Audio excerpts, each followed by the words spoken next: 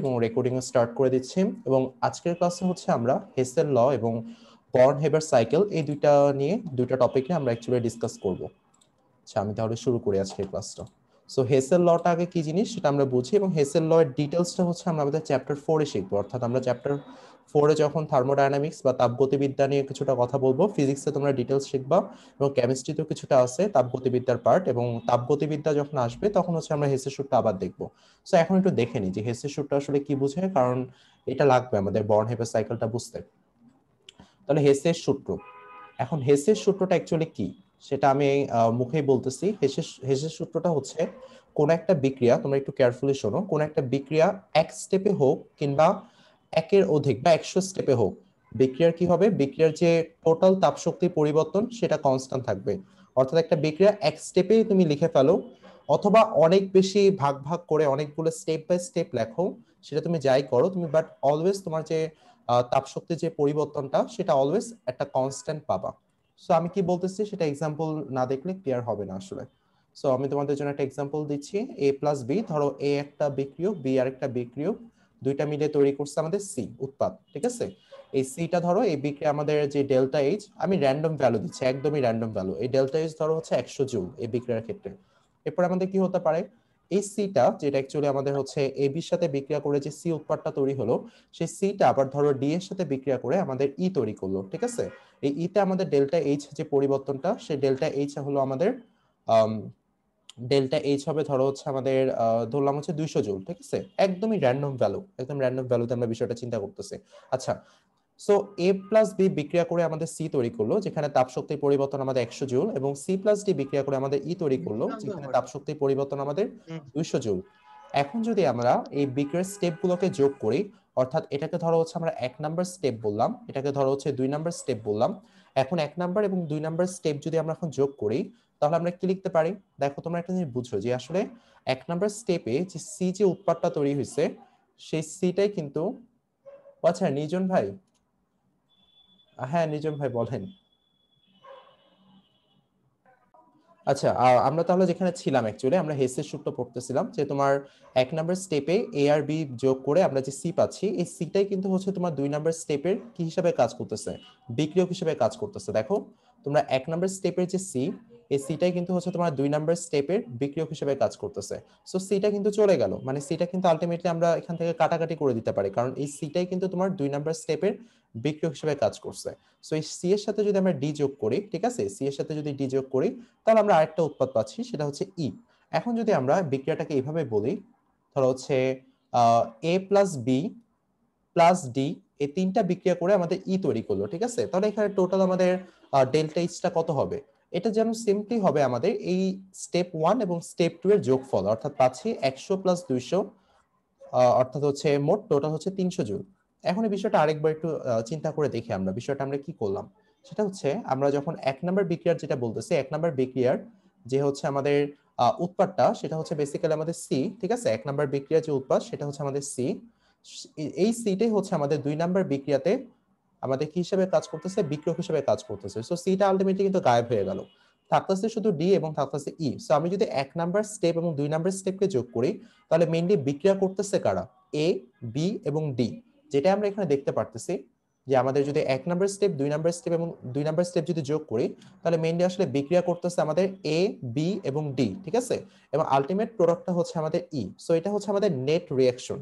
But এই রিঅ্যাকশনটাকে আমরা কি করলাম, আসলে দুইটা স্টেপের মাধ্যমে দেখালাম, এবং দুইটা ইন্ডিভিজুয়াল স্টেপে আমাদের হচ্ছে দুইটা ডিফারেন্ট আমরা তাপশক্তির পরিবর্তন পেলাম, যে 1 নাম্বার স্টেপে আমরা 100 জুল বলতেছি, 2 নাম্বার স্টেপে আমরা 200 জুল বলতেছি। সো আলটিমেটলি ফাইনাল যে রিঅ্যাকশনটা পেলাম, সেই ফাইনাল রিঅ্যাকশনটা যখন আমরা 1 নাম্বার স্টেপ এবং 2 নাম্বার স্টেপকে যোগ করে পাচ্ছি, আমাদের ফাইনাল স্টেপটা, সেই ফাইনাল স্টেপটাতে কি হচ্ছে আমাদের যে ডেল্টা এইচ, সেটা কিন্তু আমাদের 1 নাম্বার স্টেপে যে ডেল্টা এইচ এবং 2 নাম্বার স্টেপে যে ডেল্টা এইচ, সেটা কিন্তু যোগফল।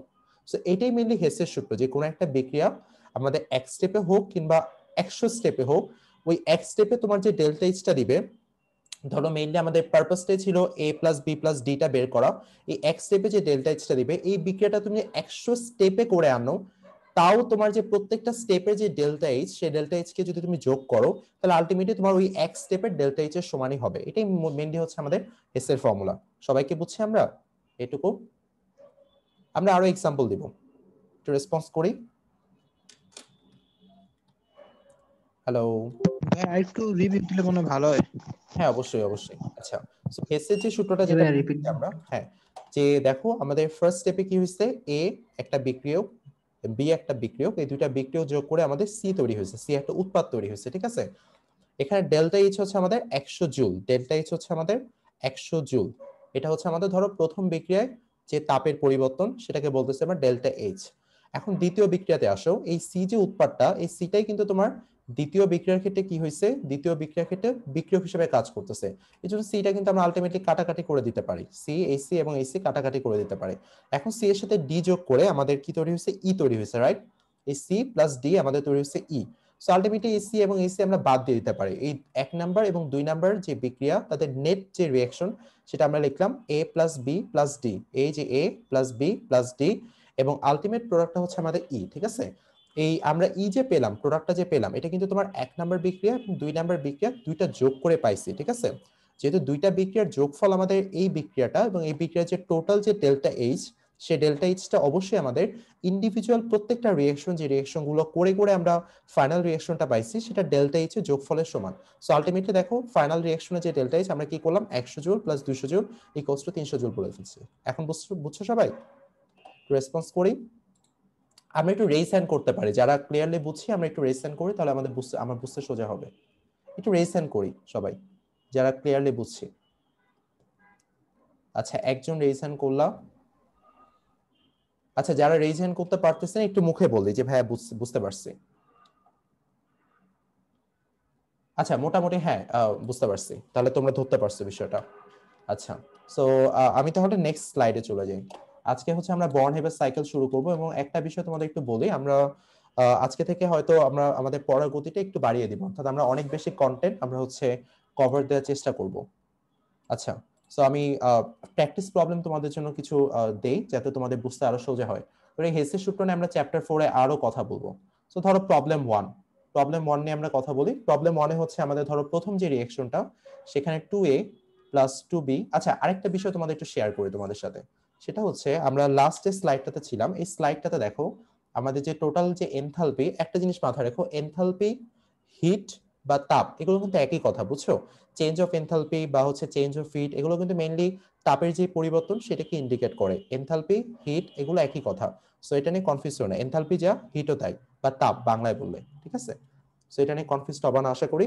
আচ্ছা, এরপর হচ্ছে আমি যেটা নিয়ে বলবো তোমাদেরকে, সেটা হচ্ছে ধরো আমাদের এ প্লাস বি যদি বিক্রিয়া করে আমাদের সি তৈরি করে, এখানে যদি আমাদের তাপশক্তির পরিবর্তন ডেল্টা এইচ ইকুয়ালস টু যদি হয় 100 জুল, ঠিক আছে।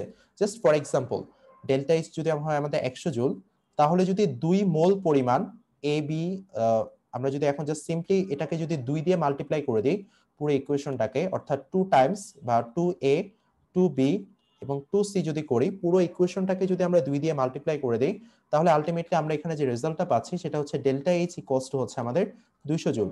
অর্থাৎ পুরো ইকুয়েশনটাকে আমরা কি করলাম বলতো, পুরো ইকুয়েশনটাকে আমরা 2 দিয়ে মাল্টিপ্লাই করে দিলাম। সো এতে কি হবে, আমাদের যে ডেল্টা এইচটা ছিল সেই ডেল্টা এইচও কিন্তু 2 দিয়ে মাল্টিপ্লাই হবে। সো এই জিনিসটা কিন্তু তোমরা একদম মাথায় ঢুকায় নাও, এটা একটা ইম্পর্টেন্ট রুলস, এটা ভুললে চলবে না।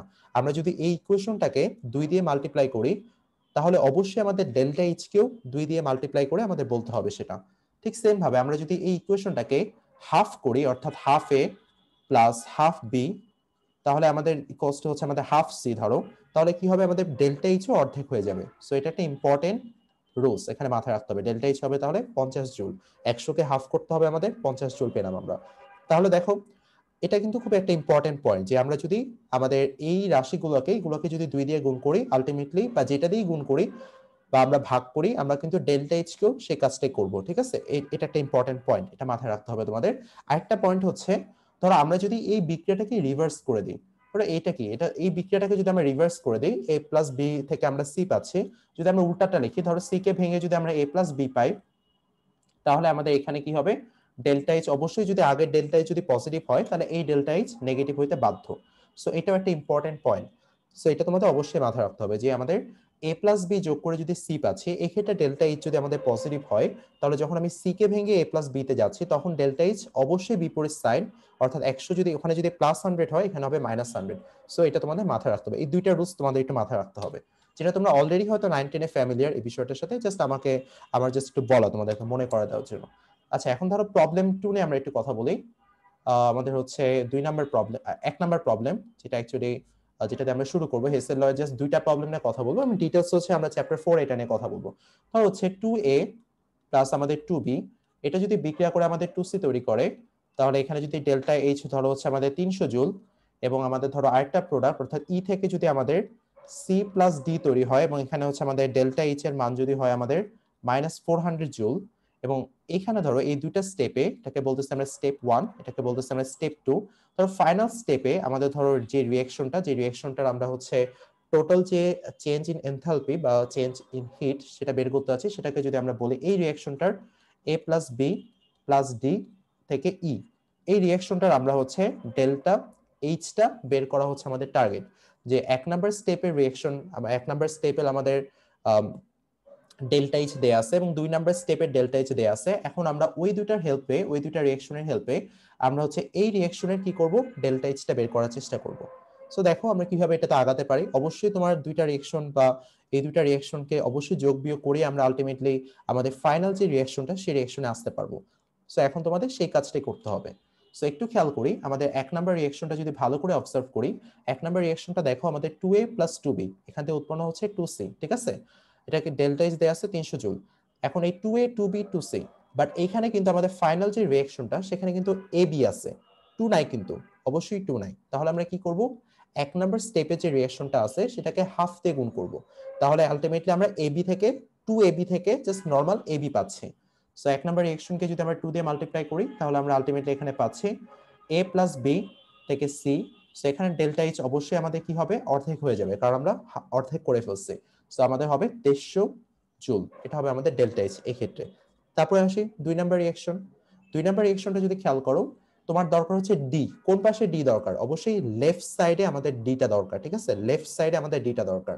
অর্থাৎ আমরা এই ক্ষেত্রে কি করব, এই পাশে লেফট সাইডে ডিটা দরকার। তাহলে তো আলটিমেটলি প্রথম রিঅ্যাকশন, অর্থাৎ যে রিঅ্যাকশনটাকে আমরা জাস্ট হচ্ছে কিছু গুণ ভাগ করে আমরা এটাকে অ্যাডজাস্ট করলাম ডেল্টা এইচ এর ভ্যালুটা, এটাকে যখন হচ্ছে আমরা 2য় নাম্বার রিঅ্যাকশন, যখন আমি লেফট সাইডে সি প্লাস ডি কে নিয়ে যাচ্ছি, তখন আলটিমেটলি প্রথম রিঅ্যাকশনের যে উৎপাদটা ছিল সেটাই কিন্তু তোমার দ্বিতীয় রিঅ্যাকশনের বিক্রিয়ক হিসেবে কাজ করতেছে। So ultimately C plus D থেকে আমরা যখন ই পাচ্ছি, সো বেসিক্যালি আমরা ই যখন পাচ্ছি, তখন আমাদের ডেল্টা এইচ এর যে পরিবর্তনটা, অবশ্যই যদি আমাদের প্রথম স্টেপে দেখো, দ্বিতীয় স্টেপে যেহেতু আমাদের -400 জুল, আমরা যেহেতু বিক্রিয়াটাকে উল্টায় ফেলতেছি, অর্থাৎ এখানে বিক্রিয়ক এবং উৎপাদের পজিশনটাকে চেঞ্জ করে দিচ্ছি, অবশ্যই আমাদের ডেল্টা এইচ এর যে সাইনটা, সেই সাইনটা কি হয়ে যাবে, বিপরীত হয়ে যাবে। তাহলে এই ক্ষেত্রে আমাদের হবে 400 জুল, ঠিক আছে? 400 জুল। তাহলে দেখো বেসিক্যালি এটা খুবই সোজা হয়ে গেল। এখন যদি তুমি 1 নাম্বার এবং 2 নাম্বার বিক্রিয়াটাকে যোগ করো, তাহলে আমাদের যে এনথালপির যে চেঞ্জটা সেটা কিন্তু একদম পারফেক্ট হবে। সো এখন দেখো 1 নাম্বার এবং 2 নাম্বার বিক্রিয়াটাকে যোগ করো, এই সি এবং এই সি কে কাটা দিতে পারো, কারণ আমাদের ফার্স্ট স্টেপের যে উৎপাদ সেটা কিন্তু সেকেন্ড স্টেটের কি বিক্রিয়ক হিসেবে কাজ করতেছে। সো আলটিমেটলি এসি এবং এসি বাদ, সো আলটিমেটলি থাকতেছে এ প্লাস বি প্লাস ডি থেকে আমরা আলটিমেট প্রোডাক্ট যেটা হচ্ছে আমাদের ই, যেটা ছিল আমাদের কোশ্চেন, এই কোশ্চেনের ডেল এইচ আমাদের বের করতে বলছে। সো ডেল এইচ কি হবে, সো সিম্পলি আমাদের এটা যদি ডেল এইচ 1 বলি, এটা যদি ডেল এইচ 2 বলি, তো আলটিমেটলি খুবই সিম্পলি আমরা এটাকে বলবো del H 1 plus del H 2। So এখানে হচ্ছে তোমার 150 জুল প্লাস হচ্ছে 400 জুল, সো আলটিমেটলি এটাকে বলতেছি আমরা 550 জুল। অর্থাৎ আমরা আমাদের কাঙ্ক্ষিত রিঅ্যাকশনের কি করলাম, ডেল এইচ এর মানটা বের করে ফেলতে পারলাম। অর্থাৎ এটাই ছিল হেসেল ল, যে আমরা কোনো একটা রিঅ্যাকশন দেখো, এক স্টেপে হোক বা একাধিক স্টেপে হোক, আলটিমেট যে তোমার ডেল এইচ সেটা কিন্তু অলওয়েজ কনস্ট্যান্ট থাকবে। এবং এটা নিয়ে আমরা আরো ডিটেইলসে চ্যাপ্টার 4 ইনশাআল্লাহ কথা বলবো। এখন আরেকটা প্রবলেম নিয়ে কথা বলবো, বাট তার আগে তোমরা একটু রেসপন্স করো যে সবাই বুঝছি কিনা এই পর্যন্ত। যা যা বললাম সবার ক্লিয়ার? হ্যালো, জি ভাইয়া। জি ভাইয়া। আচ্ছা, খুব বেশি কঠিন ছিল না ইনশাআল্লাহ, তোমাদেরও ইনশাআল্লাহ খুব একটা প্রবলেম হবে না। আচ্ছা, আমরা ধরো চ্যাপ্টার 4, আমরা হচ্ছে এখন প্রবলেম 2 তে চলে যাচ্ছি। বাট আনফরচুনেটলি কেন জানি আমার কম্পিউটার হ্যাং করছে। আচ্ছা দাঁড়াও, এবার ঠিক আছে। আমি এখন প্রবলেম 2 টা দিয়ে আমরা হচ্ছে বর্ন হেভার সাইকেল, যেটা আজকে ক্লাসে মেইন আলোচনা ছিল, সেখানে আমরা ব্যাক করতেছি। সো আমাদের প্রবলেম 2 টা, দুইটা প্রবলেম অ্যাটলিস্ট করা উচিত হেসেল লটা বোঝার জন্য। আচ্ছা, আরেকটা বিষয় একটু তোমাদেরকে বলি, তোমরা তো সবাই আশা করি ক্লাসের টাইম জানো, বা এতদিন যেহেতু তোমরা ধরে এতদিন পড়তেছো, এই টাইমটা তো আমরা লাস্ট 2 মাস ধরে ফিক্সড করে আসছি, যে আমাদের হচ্ছে যে টাইমটা তোমাদের অলরেডি দেয়া আছে গুগল ক্লাসরুমে, তোমরা তোমাদের ক্লাস টাইমে জাস্ট ক্লাসরুমে এসে একটা পার্মানেন্ট লিংক আমি তোমাদের দিয়ে দিছি, তোমরা হয়তো খেয়াল করছো, সেই পার্মানেন্ট লিংকে জাস্ট ক্লাসের আগে জয়েন করে যাবা। সো হয়তো প্রতিদিন গ্রুপে লিংক দেওয়া আমার পক্ষে পসিবল হবে না, তোমাদের হচ্ছে জাস্ট ক্লাসরুমে গিয়ে তোমরা হচ্ছে সিম্পলি ওই লিংক থেকে ক্লাসে জয়েন করে ফেলবা। আশা করি সবাই পারবা। আচ্ছা, আমরা এখন প্রবলেম 2 তে বলি। প্রবলেম একটা পার্মানেন্ট লিংক দেয়া আছে তোমাদের ক্লাসরুমে, জাস্ট তোমাদের ক্লাসের ডেটগুলো আরেকবার বলতেছি। আমাদের রবিবার 6টায়, বুধবার 6টায়, তারপর হচ্ছে বৃহস্পতিবার 9টায়, আর হচ্ছে শুক্রবার 10টায়। এটা হচ্ছে আমাদের ক্লাসের রুটিন।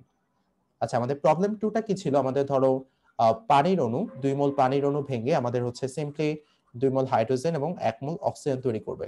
আমরা হচ্ছে আমাদের সমতা করলেও আমরা দেখতে পারি যে আলটিমেটলি 2 মোল পানির অণু ভাঙলে আমাদের 2 মোল হাইড্রোজেন এবং 1 মোল অক্সিজেন তৈরি হবে। এক্ষেত্রে চলো আমরা ডেল্টা এইচ এর মানটা ধরো, আমরা একদম রাফ ভ্যালু ধরো হচ্ছে 575, ঠিক আছে? একদম রাফ ভ্যালু, আমরা এখানে কোনো কিছুই অ্যাকুরেট দিচ্ছি না। তারপরে ধরো আমাদের 2 মোল যদি এইচ এ ভাঙে তাহলে আমাদের উৎপন্ন হবে হচ্ছে আমাদের এখানে H2 প্লাস হচ্ছে আমাদের F2। এখানে ধরো হচ্ছে আমরা ডেল্টা এইচ এর মান দিলাম একদম রাফলি প্লাস 542, ঠিক আছে? আর এখান থেকে ধরো আমাদের হচ্ছে এটা 1 নাম্বার স্টেপ রিঅ্যাকশন, এটা হচ্ছে 2 নাম্বার স্টেপ রিঅ্যাকশন। আমরা হচ্ছে আমাদের বের করতে চাই এই রিঅ্যাকশনটা ডেল্টা এইচ কত, যেটা আমি এখন তোমাকে দিব কোশ্চেনে।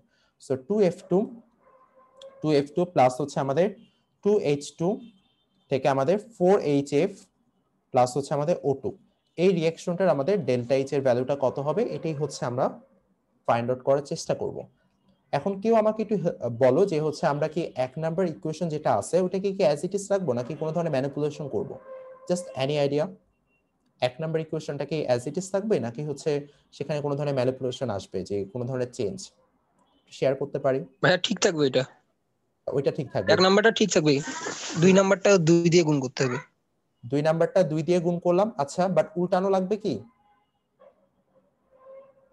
হ্যাঁ, 2 নাম্বারটা কি উল্টাইতে জি হবে? ভাইয়া, জি ভাইয়া উল্টাইতে হবে। উল্টানো জি লাগবে। ভাইয়া, এক্স্যাক্টলি ওইটাই তো লাগবে। উল্টাইতে হবে। হ্যাঁ হ্যাঁ হ্যাঁ, 2 নাম্বারটা উল্টাইতে হবে। 1 নাম্বারটা as it is. So 1 number বিক্রিয়ার যে ডেল্টা এইচ, সেই ডেল্টা এইচ তো কোনো চেঞ্জ হচ্ছে না কারণ আমরা রিঅ্যাকশনটা অ্যাজ ইট ইজ রাখতেছি। আর 2 নাম্বার রিঅ্যাকশনটা দেখো আমরা কি করব, 2 দিয়ে মাল্টিপ্লাই করব। তাহলে এখানে আমরা পাচ্ছি 2H2 প্লাস হচ্ছে 2F2, আর এখানে পাচ্ছি 4HF, এবং 2 দিয়ে মাল্টিপ্লাই করলাম এবং রিঅ্যাকশনটাকে উল্টাইলাম, ঠিক আছে? সো আলটিমেটলি তোমার ডেল্টা এইচ এর মানটা হবে মাইনাস, আর এটাকে 542 কে 2 দিয়ে গুণ করলে আসে 1000, 42 কে 2 দিয়ে গুণ করলে 1084, এটা হচ্ছে আমাদের ডেল্টা এইচ এর মানটা। সো কিলো জুল হইতে পারে, জুল হতে পারে, আমাদের ওই একক নিয়ে মাথা ব্যথা নেই, আমরা জাস্ট রাফ একটা ভ্যালু দিয়ে আজকে কাজটা হচ্ছে হেসেল লটা কোনো মতো বুঝাটা হচ্ছে আমাদের এই ক্লাসের মোটিভ। আচ্ছা, সো আমরা 1 নাম্বার রিঅ্যাকশনটা যেহেতু কোনো চেঞ্জ করতেছি না, আমরা অ্যাজ ইট ইজ লিখে ফেলি। হাইড্রোজেন ওয়াটারকে যদি ভাঙে আমরা 2 মোল ওয়াটারকে 2 মোল হাইড্রোজেন এবং 1 মোল অক্সিজেন পাচ্ছি, ঠিক আছে? আচ্ছা, এখন একটু খেয়াল করি, আমাদের এখানকার যে হাইড্রোজেনটা আছে সেটা কিন্তু আলটিমেটলি 2 নাম্বার রিঅ্যাকশনে ইউজ হয়ে গেছে। সো এটা বাদ, কারণ এই হাইড্রোজেনটা যেটা এখানে উৎপাদ হিসেবে কাজ করতেছে এটাই কিন্তু তোমার 2 নাম্বার রিঅ্যাকশনে বিক্রিয়কে ইউজ হয়ে গেছে। সো এটা বাদ। সো থাকতেছে হচ্ছে ফ্লোরিন, একদম নরমালি ফ্লোরিন থাকতেছে, কোনো প্রবলেম নেই। এই জন্য দেখো এই পার্টটা কিন্তু এখানে আছে, সো এই পার্টটা আছে কমন। তারপরে আমাদের ফ্লোরিনের পার্টটা দেখো, এখানে ফ্লোরিনের পার্টটাও কমন অ্যাজ ইট ইজ, এখানে কোনো প্রবলেম নাই। 1 নাম্বার রিঅ্যাকশনের যে উৎপাদ O2, এটা কিন্তু আমাদের ইউজ হয়নি, সো এটাও কিন্তু আমাদের ফাইনালি থেকে যাবে এই O2 এর জায়গায়। এবং এখানকার দেখো 2 নাম্বার স্টেপের যে হচ্ছে 4HF, এই 4HF ও কিন্তু আমাদের কাঙ্ক্ষিত কোশ্চেনের ভিতরে আছে। তার মানে আমরা কিন্তু আমাদের কাজটা করে ফেলছি একদম পারফেক্টলি। সো ফার্স্ট স্টেপের আমাদের ডেল্টা এইচ এর মানটা আমাদের জানা আছে। ফার্স্ট স্টেপের ডেল্টা এইচ এর মানটা হচ্ছে আমাদের কত বলতো, দেয়া আছে কোশ্চেনে, প্লাস আমাদের 572। সো আমরা যখন দুইটা রিঅ্যাকশনকে যোগ করব, সো আমাদের যেটা কোশ্চেন, এটা ছিল আমাদের মেইন কোশ্চেন, সেটা ছিল আমাদের মেইন প্রশ্ন। সো আমরা যখন 1 নাম্বার এবং 2 নাম্বার স্টেপকে যোগ করব তখন আলটিমেটলি কেন আমাদের 2H2 এবং কেন এই 2H2 কাটা চলে যাচ্ছে সেটা আশা করি ক্লিয়ার, কারণ ওইটার উৎপাদ এটার বিক্রিয়ক হিসেবে কাজ করে ভ্যানিশ হয়ে যাচ্ছে। তারপর দেখো আমরা লিখতে পারি 2H2 প্লাস হচ্ছে আমাদের 2F2, এটা রিঅ্যাক্ট করলে আমাদের পাবো হচ্ছে আমাদের O2 প্লাস 4HF। সো এটাই ছিল আমাদের কাঙ্ক্ষিত কোশ্চেন। কাঙ্ক্ষিত কোশ্চেনের সমীকরণটা পেয়ে গেছি আমরা। দেখো আমাদের 2H2, এই যে 2H2, 2F2, 2F2, O2, O2, 4HF, 4HF আমরা পেয়ে গেছি। এখন কি করব, সিম্পলি আমাদের স্টেপ 1 এবং স্টেপ 2 এর কি করব, ডেল্টা এইচ, যে ডেল্টা এইচটা আছে সেটাকে যোগ করব। সো এখানে দেখো আলটিমেটলি আমরা যদি যোগ করি তাহলে পাচ্ছে মাইনাস 500, কত হয় এখানে 2 আর হচ্ছে 1, মাইনাস 512। সো দেখো ডেল্টা এইচ এর মানটা মাইনাস 512 আসতেছে। আচ্ছা, সো এটাই ছিল এই প্রবলেমটা। মূলত আজকে আমরা হেসেল ল এই পর্যন্ত রাখতেছি, আমরা এখন বর্ন হেভার সাইকেল স্টার্ট করব। বাট সবাই কি বুঝছি আমরা এই পর্যন্ত? হেসেল ল এর এই পর্যন্ত সবাই বুঝছি? জি ভাইয়া। আচ্ছা, খুব বেশি প্রবলেম হওয়ার কথা না, প্রবলেম হলে অবশ্যই আমাকে জানিও। আর তোমাদেরকে যেটা বলবো, তোমাদের যদি কোনো কোশ্চেন থাকে এই কয়দিন একটু কাইন্ডলি আমাকে গুগল ক্লাসরুমে জানিও, ঠিক আছে? গুগল ক্লাসরুমে জানো, তাহলে আমি হচ্ছে তোমাদের ওখানে অ্যান্সার দিয়ে দিব। তোমাদের যদি কোনো রকম প্রবলেম থাকে বা ক্লাসের সময় জানাইতে পারো বা গুগল ক্লাসরুমে জানিয়ে দিও আমাকে। আচ্ছা, সো আমরা প্রবলেম 1 বা প্রবলেম 2 এই দুইটা প্রবলেম দেখলাম হেসেল ল নিয়ে। এখন যদি আমরা হচ্ছে আমাদের বর্ন হেবার সাইকেলে চলে যাই, এই বর্ন হেবার সাইকেলটা হচ্ছে আমাদের ল্যাটিস এনার্জি বের করার একটা ইনডিরেক্ট মেথড। একটা কি method? Indirect method. Lattice energy বের করার একটা ফর্মুলা হয়তো তোমরা গুহ স্যারের বইতে দেখছো, যারা স্যারের বইটা একদম ভালো মতো ফলো করো, যে Born Lande formula. So Born Lande ফর্মুলার সাহায্যে আমরা হচ্ছে ল্যাটিস এনার্জি বের করি। ওই ইকুয়েশনটা জীবনও মনে রাখার দরকার নেই, ওটা ভুলে যাও। সো এই কোশ্চেনটা মনে রাখার কোনো দরকার নেই, কারণ ওইটা দিয়ে আমাদের কোনো কাজও নেই। বাট আমরা আজকে যেটা দেখবো সেটা হচ্ছে বর্ন হেবার সাইকেল। এই সাইকেলটার কথা তোমাদের চ্যাপ্টার 2 তে বলা আছে, বাট এইটা নিয়ে ডিটেলস যে হচ্ছে সব বইতে লেখা আছে বিষয়টা এরকম না। বাট এই টপিকটা হচ্ছে যদি আমরা বলি তোমাদের একদম পিওরলি এইচএসসি সিলেবাসের কথা বলি, তাহলে এইচএসসি সিলেবাসে নাই এই টপিকটা, একদমই নাই এইচএসসি সিলেবাসে বর্ন হেবার সাইকেল।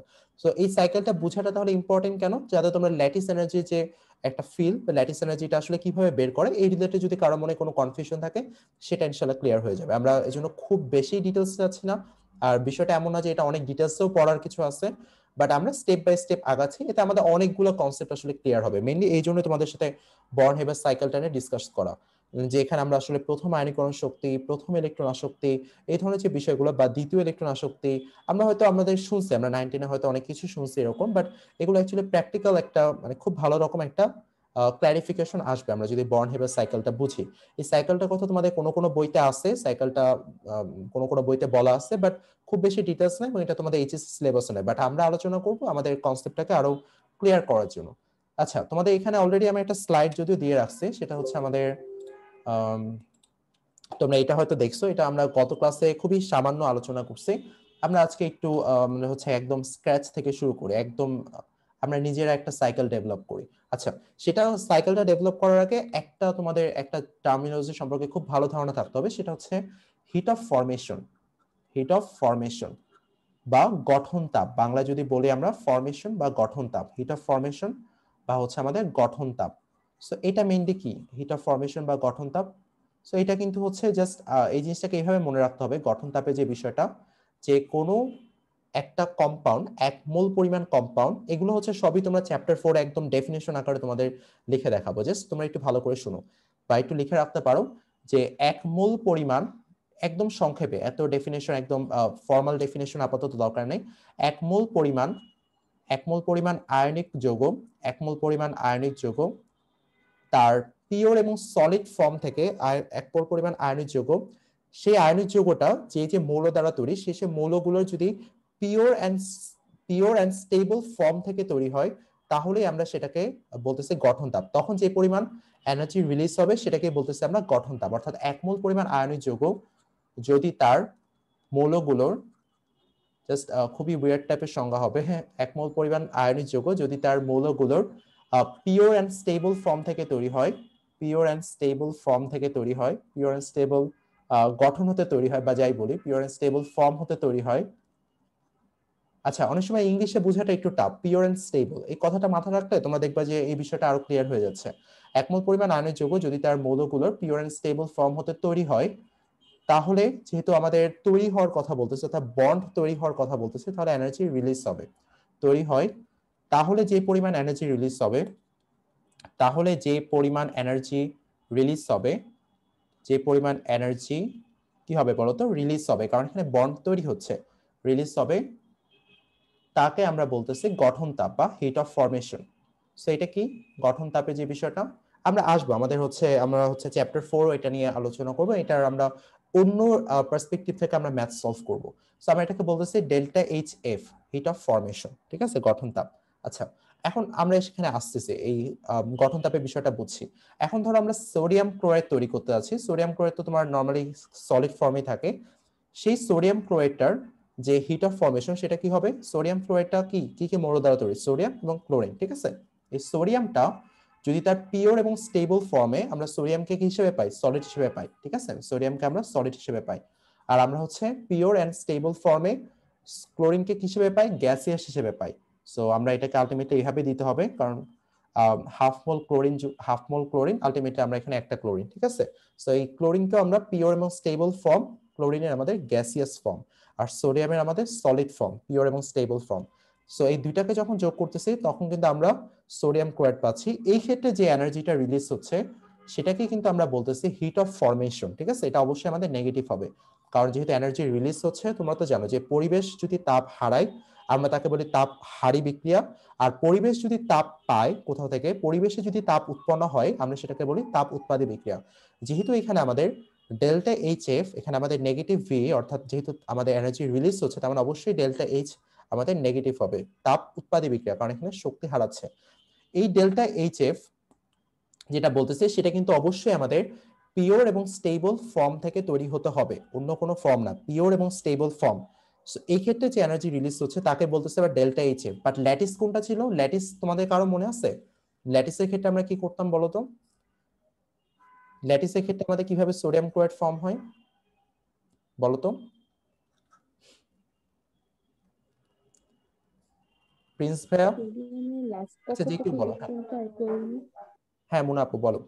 ল্যাটিসের ক্ষেত্রে, ল্যাটিস এনার্জি সেক্ষেত্রে কি হয়? তখন তো সোডিয়ামের লাস্ট কক্ষপথে একটা ইলেকট্রন আর ক্লোরিনের লাস্ট কক্ষপথে একটা ইলেকট্রন কম থাকতো, তখন সোডিয়াম লাস্ট ইলেকট্রনটা ক্লোরিনের লাস্ট কক্ষপথে চলে যেত না? আচ্ছা তোমার কথা খুবই আস্তে আসতেছে, বাট তুমি কি এরকম কিছু একটা বলতে যাচ্ছ যে সোডিয়াম প্লাস গ্যাসিয়াস স্টেট আর ক্লোরিন মাইনাস গ্যাসিয়াস স্টেট, এই দুইটা আনস্টেবল গ্যাসিয়াস মলিকিউল পরস্পরের সাথে অ্যাটাচ হয়ে সলিড আমাদের স্টেবল সোডিয়াম ক্লোরাইড ফর্ম করতেছে, এই ক্ষেত্রে যে এনার্জি রিলিজ সেটাকে আমরা কি ল্যাটিস এনথালপি বলি? জি ভাইয়া। হ্যাঁ এক্স্যাক্টলি, এটাকে আমরা ল্যাটিস এনথালপি বলি। যখন আমাদের গ্যাসীয় বিচ্ছিন্ন ক্যাটায়ন এবং গ্যাসীয় বিচ্ছিন্ন অ্যানায়ন যারা আসলে আনস্টেবল অবস্থায় আছে, অস্থিতিশীল অবস্থায় আছে, এবং এরা হচ্ছে পরস্পরের সাথে যুক্ত হয়ে আমাদের স্থিতিশীল কঠিন সোডিয়াম ক্লোরাইড ফর্ম করতেছে, সো তখন যে এনার্জিটা রিলিজ হয় এটাকে বলে কিন্তু আমরা এলই বা ল্যাটিস এনার্জি। সো ল্যাটিস এনার্জির ক্ষেত্রে আমাদের যেহেতু এনার্জি রিলিজ হচ্ছে সেই ক্ষেত্রে আমরা ডেল্টা এইচ এর মানটা বলতেছি অবশ্যই নেগেটিভ, কারণ এখানে এনার্জি রিলিজ হচ্ছে, ঠিক আছে। বাট এই যে দেখো আমরা কিন্তু এখন এটাকে না, এই যে আমাদের হিট অফ ফরমেশন, এটাকে দেখো এই যে রিঅ্যাকশনটা, এটাকে আমরা অনেক স্টেপে এখন ভাঙবো। সো তখন তোমাদের এই বিষয়টা আরো ক্লিয়ার হবে যে হেসেল ল এখানে কিভাবে কাজ করতেছে, অর্থাৎ বর্ন হেবার সাইকেলটা বুঝতে আমাদের হেসেল ল কোথা থেকে আসতেছে, আমাদের এই বিষয়টা ক্লিয়ার হয়ে যাবে তখন। আচ্ছা হ্যাঁ ঠিক আছে। আচ্ছা তাহলে দেখো আমরা first of all heat of formation অনুযায়ী তো বলতেই পারি যে সোডিয়াম যখন তার সবচেয়ে স্টেবল এবং পিওর ফর্মে থাকে, এবং ক্লোরিন যখন তার সবচেয়ে স্টেবল এবং পিওর ফর্মে থাকে, যেটা আসলে ক্লোরিনের গ্যাসিয়াস স্টেট এবং সোডিয়ামের সলিড স্টেট, এই দুইটা মিলেমিশে আমাদের তৈরি হচ্ছে সোডিয়াম ক্লোরাইড সলিড। এক্ষেত্রে আমাদের যে টোটাল যে হিট চেঞ্জ সেটা কিন্তু আমাদের বলতেছে হিট অফ ফরমেশন বা এইচএফ। এটা আমাদের অবশ্যই মাইনাস হবে, অবশ্যই ভ্যালুটা আমাদের মাইনাস হবে। আচ্ছা সো এই সোডিয়াম সলিডটা আসলে কি হচ্ছে বলতো? Sodium solid first of all, কারণ আমাদের কি হয় সোডিয়াম সলিডটা, আমরা যদি সোডিয়ামকে তাপ দেই, সোডিয়ামকে আমরা গ্যাসিয়াস ফর্মেটে নিয়ে গেলাম, একদম ধরো সোডিয়ামকে আমরা গ্যাসিয়াস অবস্থায় নিয়ে গেলাম, ঠিক আছে। কারণ আমরা তো জানি যে ইলেকট্রন বের করতে, অর্থাৎ আমরা যদি আয়নীকরণ শক্তির কথা বলি, আয়নীকরণ শক্তি কিন্তু গ্যাসীয় বিচ্ছিন্ন পরমাণুর জন্য মানে ভ্যালিড। আয়নীকরণ শক্তি যে ডেফিনিশন সেটা কিন্তু গ্যাসীয় বিচ্ছিন্ন পরমাণুর জন্য, নট সলিড সোডিয়াম। সলিড সোডিয়ামের জন্য কিন্তু আয়নীকরণ শক্তির ডেফিনিশন না। সো প্রথমত কি করতে হবে, আমাদের সলিড সোডিয়ামকে গ্যাসিয়াস সোডিয়ামে কনভার্ট করতে হবে, যেটা আমরা করলাম এখানে, সলিড সোডিয়ামকে গ্যাসিয়াস সোডিয়ামে কনভার্ট করলাম। এরপরে দেখো আমরা যদি এখন আয়নীকরণ শক্তির কথা বলি, এই গ্যাসিয়াস সোডিয়াম থেকে আমরা যদি একটা ইলেকট্রনকে বের করে আনি তাহলে আমরা পাচ্ছি হচ্ছে সোডিয়াম প্লাস গ্যাসিয়াস, ঠিক আছে, সোডিয়াম প্লাস গ্যাসিয়াস, অর্থাৎ গ্যাসিয়াস সোডিয়াম থেকে আমরা একটা ইলেকট্রনকে বের করে নিচ্ছি। সো দেখো এটাকে আমরা কি বলবো, অবশ্যই বলবো এটাকে আয়নীকরণ শক্তি, কারণ এখানে দেখো আমরা গ্যাসীয় বিচ্ছিন্ন পরমাণু থেকে গ্যাসীয় বিচ্ছিন্ন পরমাণু থেকে ইলেকট্রন বের করে নিচ্ছি, তাকে বলতেছি আমরা আয়নীকরণ শক্তি, বা ইংলিশে হচ্ছে আমাদের আয়োনাইজেশন এনার্জি, যেটাকে আমরা শর্টলি ডিনোট করি আইই দিয়ে, আয়োনাইজেশন এনার্জি, ঠিক আছে।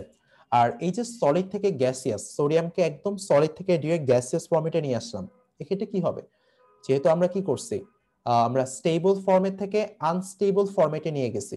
সোডিয়াম সলিড যখন ছিল তখন তো অবশ্যই স্টেবল ছিল, গ্যাসিয়াস তার মানে আনস্টেবল ফর্ম, যেহেতু সলিড ফর্ম থেকে আমরা এটাকে আনস্টেবল ফর্মেটে নিয়ে গেছি, তার মানে অবশ্যই কি করতে হয়েছে, আমাকে এনার্জি দেয়া লাগছে। সো এনার্জি দিয়ে আমরা সিস্টেমটাকে আনস্টেবল করে সলিড থেকে সেটাকে গ্যাসিয়াসে নিয়ে আসছি, সো অবশ্যই আমাদের এনার্জি দেয়া লাগছে। সো এখানে যে এনার্জি দেয়া লাগছে সেটাকে বলি হচ্ছে আমরা ইংলিশে সাবলিমেশন এনার্জি, বাংলায় বলে এটাকে ঊর্ধ্বপাতন তাপও বলতে পারো, এটা হচ্ছে সাবলিমেশন সাবলিমেশন এনার্জি, ইংলিশে সাবলিমেশন এনার্জি।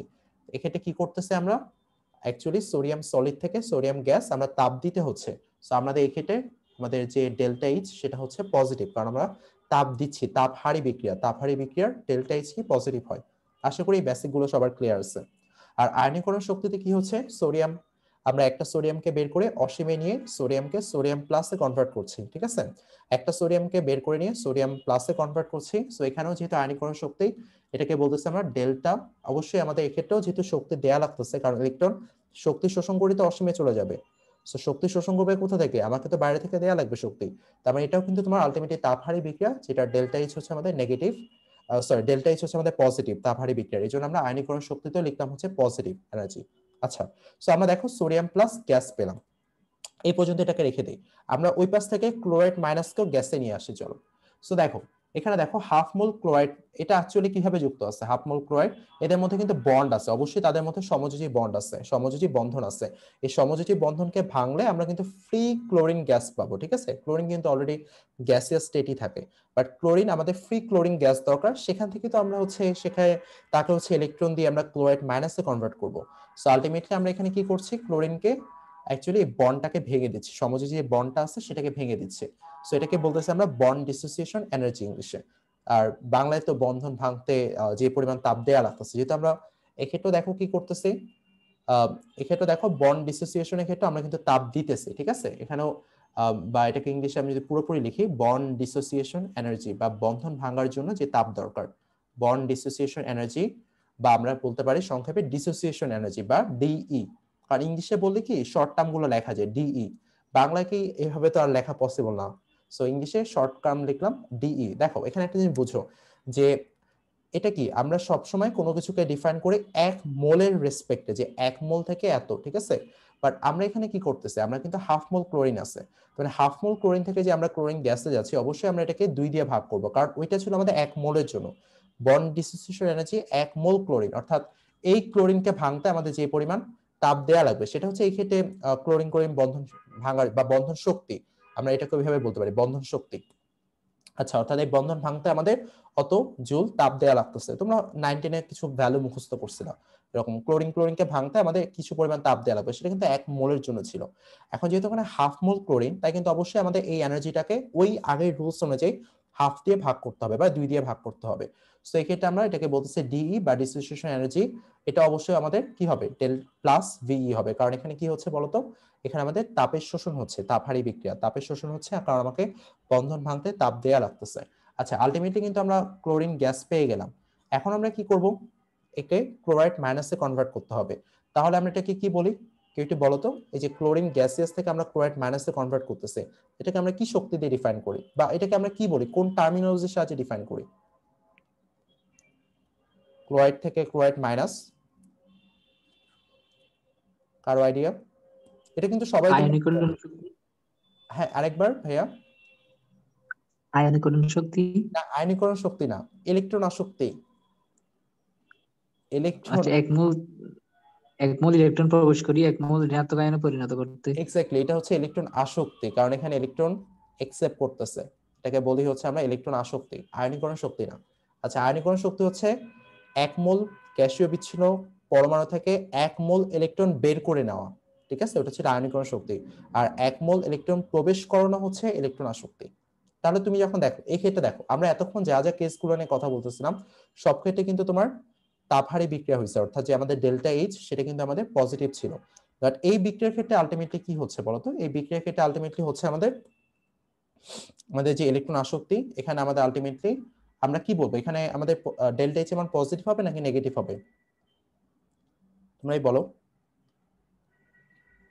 কি হবে আমাদের এখানে ডেল্টা এইচ এর মানটা? এনি আইডিয়া, জাস্ট শেয়ার করতে পারো, কোনো সমস্যা নেই। এটা কি হতে পারে?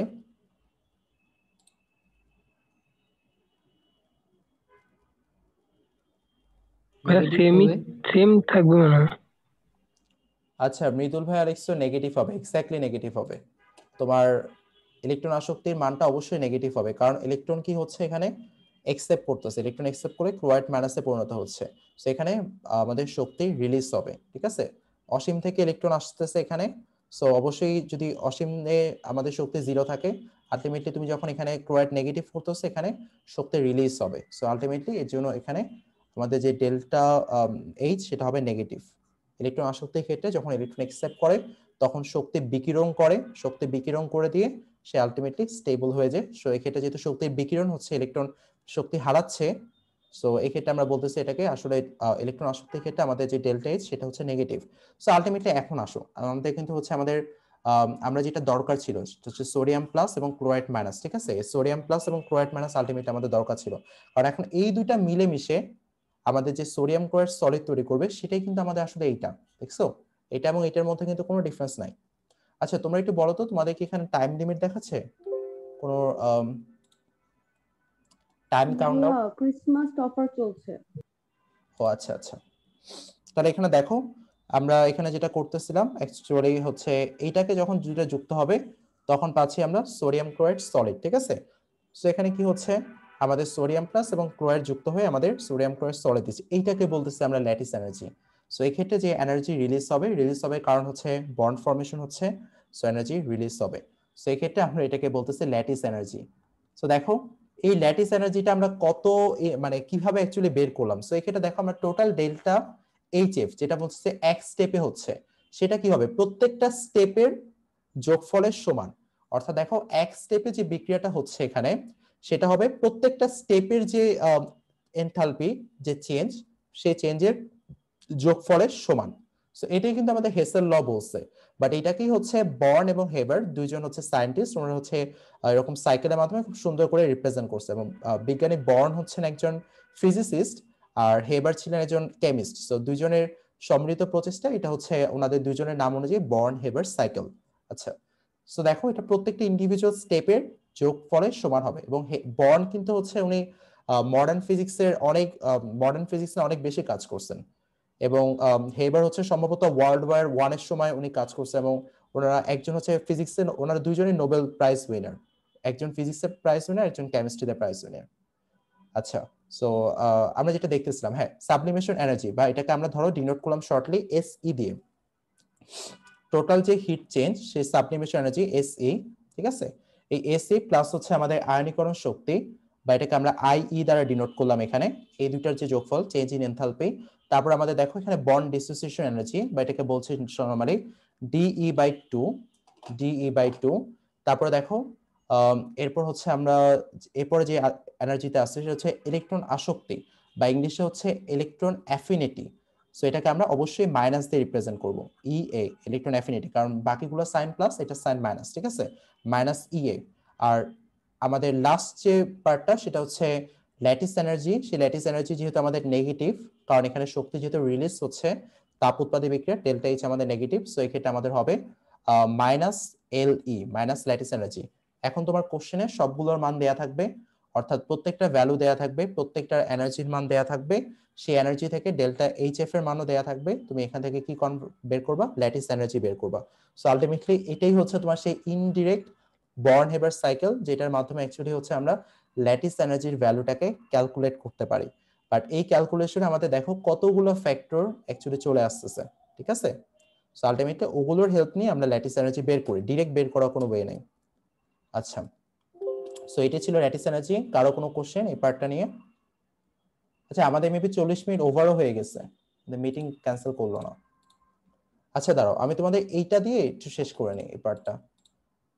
তোমাদেরকে আর 10 মিনিট আমার আরেকটা এক্সাম্পল ছিল, সেটা কি আজকে করাবো নাকি হচ্ছে নেক্সট ক্লাসে করাবো? আজকে করালে কি প্রেশার হয়ে যাবে? জাস্ট তোমরা যেটা বলবা, সমস্যা নেই। তোমরা যদি এখন ছুটি চাও ছুটি দিয়ে দিব তোমাদেরকে। আর যদি বলো যে ভাইয়া আজকে বর্ন হেবার সাইকেলটা শেষ করে দেন আর 10 মিনিট যাই লাগুক, তাহলে সমস্যা নেই, সেটাও আমরা করতে পারি। কি বলো তোমরা? আচ্ছা চ্যাটে লিখতে পারো বা হ্যান্ড রেজ করতে পারো, কারা কারা শেষ করার পক্ষে হ্যান্ড রেজ করো। আমাদের বেশি সময় লাগবে না, যেহেতু তোমরা মূল জিনিসটা আশা করি বুঝতে পারছো। তোমরা একটু সবাই বলো তো যে তোমরা সবাই মূল জিনিসটা ধরতে পারছো কিনা। একদম যে বর্ন হেবার সাইকেলের যে মেইন বিষয়টা, আমরা যে ইনডিরেক্ট কেন বলতেছি, যে আমরা ডিরেক্ট বের করতে পারি না, সেই বিষয়গুলো তো সবাই ধরতে পারছি আমরা, না? একটু রেসপন্স করি সবাই। হ্যালো